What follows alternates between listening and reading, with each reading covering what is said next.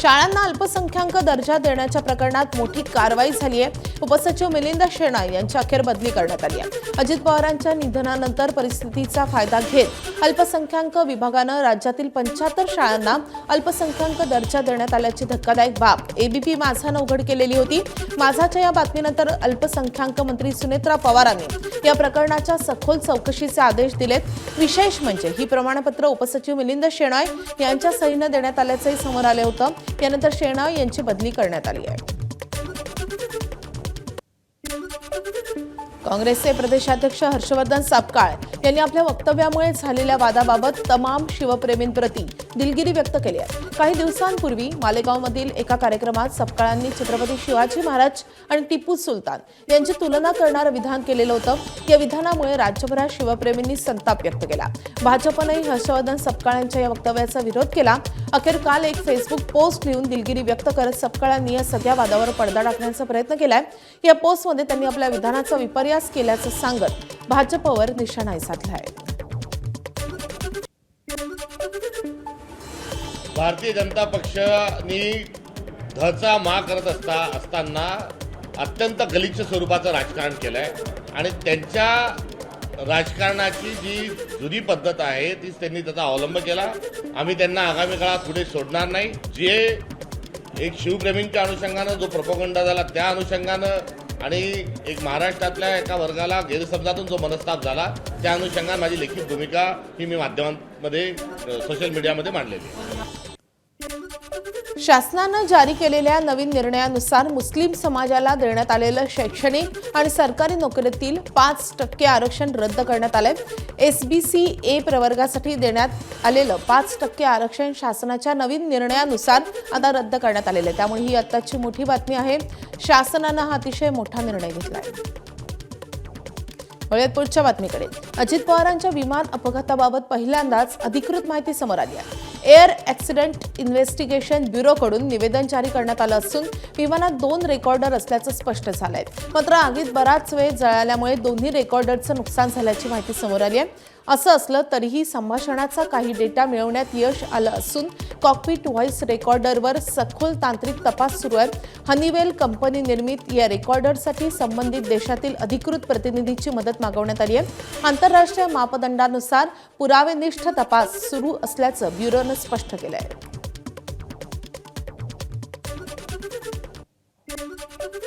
अजित पवारांच्या विमान अपघातावरून पुन्हा एकदा रोहित पवारांनी आरोपाचा बॉम्ब टाकलाय।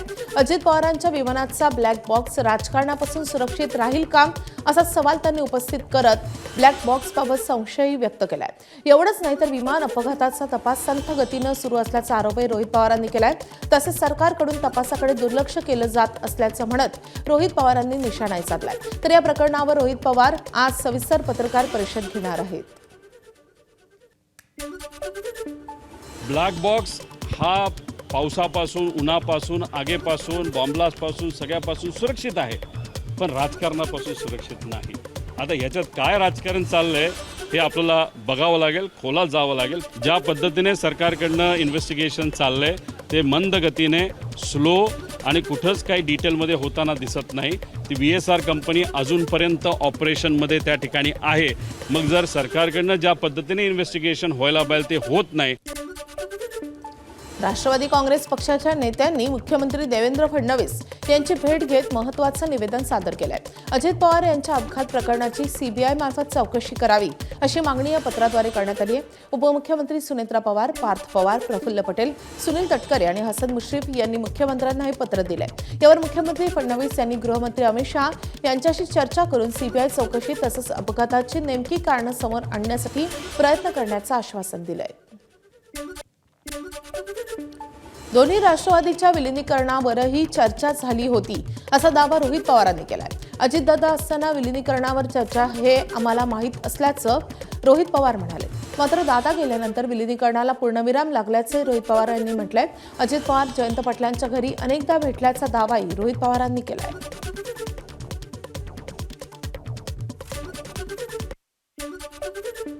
अजितदादा असताना अजितदादांबरोबर आमची चर्चा काय झाली हे त्या ठिकाणी आम्हाला माहिती आहे। अजितदादांशी बोलत असताना दादांबरोबर आम्ही NDA बरोबर जायचं का दादा बाहेर येऊन रस्त्यावरची लढाई आमच्याबरोबर लढणार हे दादांमध्ये आणि आमच्यामध्ये त्या ठिकाणी हा विषय झालेला आहे आणि त्यामुळेच मी सांगतो की आमच्यासाठी या विषयाला पूर्णविराम लागलेला आहे. दादा गेल्यानंतर लगेचच्या लगेच अजितदादा जेव्हा केव्हा भेटायचे ते जयंत पाटील साहेबांच्या घरी भेटायचे. जयंत पाटील साहेबांच्या घरासमोर लोढा साहेबांचं घर आहे. तिथं CCTV कॅमेरा असतील. गेल्या 1.5 वर्षाचे CCTV कॅमेरा फुटेज तुम्ही तिथं आणा. पुण्यातील मुंढवा जमीन घोटाळा प्रकरणी पार्थ पवारांना मोठा दिलासा मिळाल्याचं कळत आहे. घोटाळ्याची चौकशी करणाऱ्या समितीकडून पार्थ पवारांना क्लीन चिट मिळाल्याची माहिती आहे. जमीन व्यवहारावेळी पार्थ पवारांची स्वाक्षरी नसल्यानं जमीन खरेदीशी त्यांचा थेट संबंध नाहीये असा निष्कर्ष विकास खारगे समितीनं काढला आहे. महसूल मंत्री बावनकुळेंकडे चौकशी अहवाल सादर झालाय. आता बावनकुळे हा अहवाल मुख्यमंत्र्यांना सादर करतील आणि त्यानंतर हा अहवाल स्वीकारायचा की नाही याचा निर्णय घेणार असल्याची सूत्रांची माहिती आहे आणि त्यामुळे पार्थ पवारांना अभय मिळणार की नाही हे पाहावं लागेल. दरम्यान मुंढवा जमिनी प्रकरणात पार्थ पवारांना अभय मिळाल्याची चर्चा सुरू असताना सामाजिक कार्यकर्ते विजय कुंभार आणि अंजली दमानिया यांनी या सगळ्या प्रकरणावर टीका केली आहे. ज्या दिवशी ही कमिटीने नेमली त्याच दिवशी मी म्हटलं होतं की ही कमिटी काही करणार नाही, ही क्लीन चिट देण्यासाठी नेमलेली समिती आहे आणि झालेलंही तसंच आहे. आता जे काही पोलिसांकडे सोपवलं आहे, पोलिसांनी अजूनही ते 2021ची पॉवर ऑफ अटर्नी या संदर्भात काही कारवाई केलेली नाही. आता हा अहवाल मुख्यमंत्र्यांकडे गेलेला आहे. लवकरच आता मुख्यमंत्री याच्यावर काय डिसिजन घेतात, अर्थात फारसं काही याच्यातून निष्पन्न होईल असं वाटतही नाही. पार्थला क्लीन चिट मिळूच शकत नाही हे मी खात्रीने सांगू शकते. त्याच्यात खारगे समिती अमुक न तमुक मार्ग काढेल विलंब करायचा, पण पार्थला कोणाचेही काका क्लीन चिट देऊ शकत नाहीत. त्या राष्ट्रवादीच्या त्या गटाला, अजित पवार गटाला बहुतेक पार्थ पवारना राज्यसभेत पाठवण्याची घाई झाली असेल म्हणून हे परत केलं जात आहे. पण यात जरा काडी मात्रही तथ्य नाही. दरम्यान पार्थ पवारांच्या मुंढवा जमीन प्रकरणावर मविया नेत्यांनी नेमकी काय प्रतिक्रिया दिली आहे ते देखील पाहूया. पार्थला मी फोन केला होता सकाळी आणि मी असं म्हणले होते तो मला म्हणला आत्या मी काही चुकीचं केलं नाही, मी तुम्हाला नंतर समजून सांगतो काय झालं. त्याच्यामुळे तेव्हा सकाळी मी तो स्टँड त्याच्यावर विश्वास ठेवून हा ठेवला आणि मला असं वाटतं आपण इन्क्वायरीचा जो कागद आहे तो इस्तोवर वाट बघू. माझा विश्वास आणि अपेक्षा, माझी आमच्या घरातल्या प्रत्येक मुला आणि मुलीकडून अपेक्षाही आहे की त्यांनी कुठलंही काम ते करणार नाहीत आणि करूही नाही इथून पुढे. एवढी एक आत्या म्हणून, एक आई म्हणून, एक मावशी म्हणून आमच्या घरातल्या सगळ्याच मुलांकडून माझी ती अपेक्षा. बघा, अद्याप हा अधिकृतपणे अहवाल समोर आलेला आहे. या जरतरच्या बातम्या आहेत आणि सूत्रांच्या बातम्या आहेत. पण मोठ्या व्यक्तीचा दबाव असल्याशिवाय अशा प्रकारचे व्यवहार होत नसतात. एवढंच मी सांगू इच्छितो. जेव्हा पूर्ण अहवाल येईल तेव्हा आम्ही सांगू कायद्यापुढे सर्व समान आहेत की नाही हे नंतर पाहू. विधानसभेमध्ये हा प्रश्न उपस्थित होणार आहे. त्यावेळेस या प्रश्नाला घेऊन सरकारला जा विचारू कसं क्लीन चिट दिलं आहे आणि एवढ्या मोठ्या व्यवहारामध्ये सामान्य व्यक्ती हा व्यवहार करू शकत नाही. त्याला मोठमोठ्यांचा बरदस्त होता, आशीर्वाद होता, त्यामुळे घडलेला प्रकार आहे. दोन्ही देशांमध्ये करार झाल्यानंतर फ्रान्सचे अध्यक्ष इमॅन्युएल मॅक्रॉन आणि मोदी काल गेटवे ऑफ इंडियाला दाखल झाले. तिथे भारत आणि फ्रान्स या दोन्ही देशांच्या संस्कृतीचं दर्शन घडवणारे व्हिडिओ गेटवे ऑफ इंडियाच्या ऐतिहासिक वास्तूवर दाखवण्यात आले. यावेळी मुख्यमंत्री, उपमुख्यमंत्री, परराष्ट्र मंत्री आणि देशाचे सुरक्षा सल्लागार अजित डोवाल उपस्थित होते. दरम्यान कालच्या दिवसातील सर्व महत्त्वाच्या बैठका संपल्यानंतर फ्रान्सचे अध्यक्ष इमॅन्युएल मॅक्रॉन यांनी मुंबईतील छत्रपती शिवाजी महाराज टर्मिनसला भेट दिली आहे. यावेळी त्यांनी मुंबईतील लोकल वाहतूक आणि भारतीय रेल्वेबाबत माहिती घेतली आहे. तसंच CSMT स्थानकाची पाहणी केली आहे. यासोबतच बाहेर उभे असलेल्या प्रवाशांसोबतही त्यांनी संवाद साधलाय. ही सर्व दृश्य ABP माझाच्या कॅमेऱ्यात कैद झाली आहेत. मुंबईत कालपासून हवामान बदल संवादातून कृतीकडे या जागतिक हवामान विषयक सप्ताहाचं म्हणजेच क्लायमेट वीकचं आयोजन करण्यात आले. मुख्यमंत्री देवेंद्र फडणवीस यांच्या हस्ते बीकेसीतील जिओ वर्ल्ड कन्व्हेन्शन सेंटरमध्ये या हवामान विषयक संवादाचं उद्घाटन झालं. हवामान बदलासंबंधित संवादासाठी मुंबईपेक्षा दुसरं योग्य शहर नाही असं प्रतिपादन मुख्यमंत्री देवेंद्र फडणवीसांनी केलंय. 3 दिवसांच्या या कार्यक्रमात जागतिक पातळीवरील नेते, प्रशासक, हवामान तज्ज्ञ आणि सामाजिक कार्यकर्ते जलवायू परिवर्तन आणि या उपायांवर चर्चा करतील. महाराष्ट्र काँग्रेसचे प्रभारी रमेश चेन्नीथला आज मुंबई दौऱ्यावर आहेत. सकाळी 11 वाजता टिळक भवन येथे राज्यातील काँग्रेस नेत्यांसोबत त्यांची महत्त्वाची बैठक पार पडेल. महापालिका आणि जिल्हा परिषद त्यासोबतच पंचायत समिती निवडणुकांनंतर प्रभारी चेन्नीथला यांच्यासोबतची पहिलीच बैठक असेल. पक्ष संघटनात्मक आढावा तसंच चंद्रपूर महापालिका निवडणुकीसंदर्भात देखील या बैठकीत सविस्तर चर्चा होण्याची शक्यता आहे. धाराशिवमध्ये आमदार तानाजी सावंत यांचे पुतणे धनंजय सावंत हे भाजपसोबत कायम राहणार असल्याची माहिती समोर आली आहे. भाजपच्या पाठिंब्यावर अपक्ष म्हणून निवडून आलेले धनंजय सावंत यांनी आमदार राणा जगजितसिंह पाटील यांचे पुत्र मल्हार पाटील यांची भेट घेतली आहे. ही भेट मुंबईतील राणा जगजितसिंह पाटील यांच्या निवासस्थानी पार पडली असून त्याचा फोटोही समोर आलाय. धनंजय सावंत यांच्यासह 4 अपक्ष उमेदवार भाजपच्या संपर्कात असल्याची माहिती मिळते. नवी मुंबई महापालिकेच्या परिवहन समितीच्या सदस्यपदासाठी अर्ज दाखल करण्यावरून भाजप आणि शिवसेना नगरसेवक पुन्हा आमने-सामने आले. या परिवहन समितीची सदस्य संख्या ही 12 असून संख्याबळानुसार भाजपला 7 आणि शिवसेनेला 5 सदस्यपदं मिळणार आहेत. पण भाजपनं 12ही जागांवर अर्ज दाखल केल्यामुळे शिवसेनेनंही त्या 12 जागांवर अर्ज दाखल केलेत. दरम्यान स्वीकृत नगरसेवकाच्या पदासाठी भाजपनं 6 आणि शिवसेनेनं 4 अर्ज दाखल केलेत. दोन्ही पक्षांकडून स्वीकृत नगरसेवकाला 1-1.5 वर्षांचा कालावधी मिळणार आहे. मराठा आंदोलक मनोज जरांगे पाटलांनी पुन्हा एकदा धनंजय मुंडेंना थेट इशारा दिलाय. नागपूरमधील एका महिलेच्या पतीच्या मृत्यूला धनंजय मुंडेच कारणीभूत असल्याचा खळबळजनक आरोप करत जरांगेंनी राजकीय वर्तुळात मोठी खळबळ उडवून दिली आहे. तक्रार करणारी महिला मुख्यमंत्री फडणवीसांच्या नात्यातील असल्याचाही दावा त्यांनी केलाय. तसंच मुंडेंनी नादी लागू नये, त्यांची 22 प्रकरणं आपल्याकडे असल्याचा इशाराही जरांगेंनी देऊन टाकलाय. रंजना प्रदीपराव नागपूरकर ही बिचारी महिला ब्राह्मणांची आज सकाळी माझ्या घरी येऊन इतकी रडत होती.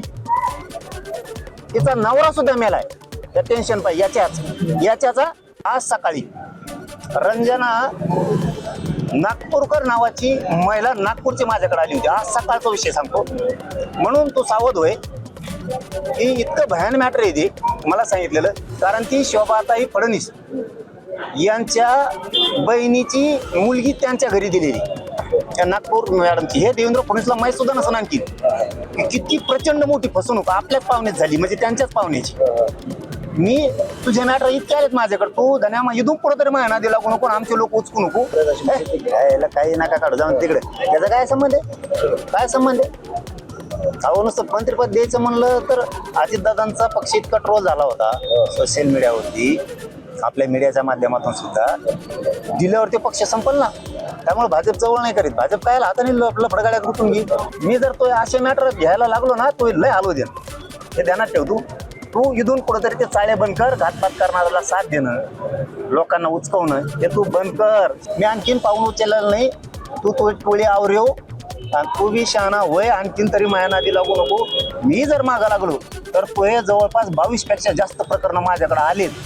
मी आज पहिल्यांदा सांगायलोय तू आणखीन शहाणा होय, नाही तर लय लांब जाशील.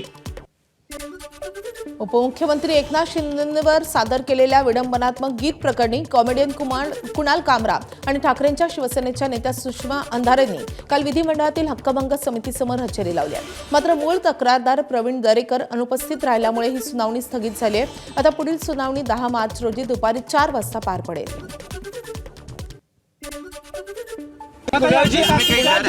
आप मुंबई में जो कंट्रोवर्सी हुई पर हमला हो सकता है, ये हमला है मेरे ऊपर इसके ये हमले के अलावा मेरे को कोई हमले का डर नहीं है. की कोशिश की है करते हैं, लेकिन जो सत्ताधारी है उनको आपकी बातें चुभती है. क्या ऐसी वजह है कि उनको बातें चुभती है? सत्ताधारी को बातें चुभनी चाहिए ना. हाँ, क्यों नहीं चुभे? तो और सुषमा भी आपके साथ ऐसा कोई प्लान मैं बनाऊंगा तो मैं मीडिया को बता दूंगा. कुणाल कामराजींनी जी कविता गायली होती ती कविता हॅबिटेट स्टुडिओमध्ये गायली होती. त्यानंतर हॅबिटेट स्टुडिओची तोडफोड झाली. आता आम्ही त्यांना एक्झॅक्ट आरोप काय आहेत या संदर्भात विचारणा करत होतो. मुळात आज ती जी साक्ष नोंदवायची होती ती साक्ष नोंदवली गेली नाही. कारण ही साक्ष नोंदवत असताना त्यात अडचण अशी झाली की मूळ तक्रारदार जे आहे त्यांची साक्ष आधी नोंदवली गेली पाहिजे. मूळ तक्रारदार हे प्रवीण दरेकर जी आहेत, मात्र प्रवीण दरेकर जी एका वेगळ्या दौऱ्यात आहेत, त्यामुळे ती साक्ष नोंदवली गेली नाही. खामोश डायलॉगचा गैरवापर थांबवा यासाठी ज्येष्ठ अभिनेते शत्रुघ्न सिन्हा यांनी मुंबई उच्च न्यायालयात याचिका केली आहे. प्रसिद्ध डायलॉग खामोशचा अनधिकृत आणि गैरवापर करण्यात येत असल्याचा दावा या याचिकेद्वारे शत्रुघ्न सिन्हा यांनी केला आहे. शत्रुघ्न सिन्हा यांनी आपला मुलगा लव सिन्हा यांच्यामार्फत मुंबई उच्च न्यायालयामध्ये एक याचिका दाखल केली आहे. या याचिकेमध्ये त्यांनी त्यांच्या व्यक्तिमत्व हक्कांचं संरक्षण करण्यासाठी कॉपीराईट संदर्भात मदत मागितली आहे. याचिकेत त्यांनी त्यांच्या नावाचा, प्रतिमेचा आणि त्यांच्या प्रसिद्ध डायलॉग खामोशचा अनधिकृत वापर थांबवण्याचे आदेश द्यावेत अशी मागणी केली आहे. सुनावणीमध्ये त्यांची बाजू ऐकून घेतल्यानंतर कोर्टानं त्यांच्या याचिकेवरील तात्पुरता आदेश राखून ठेवला आहे. एबीपी माझा, उघडा डोळे बघा नीट.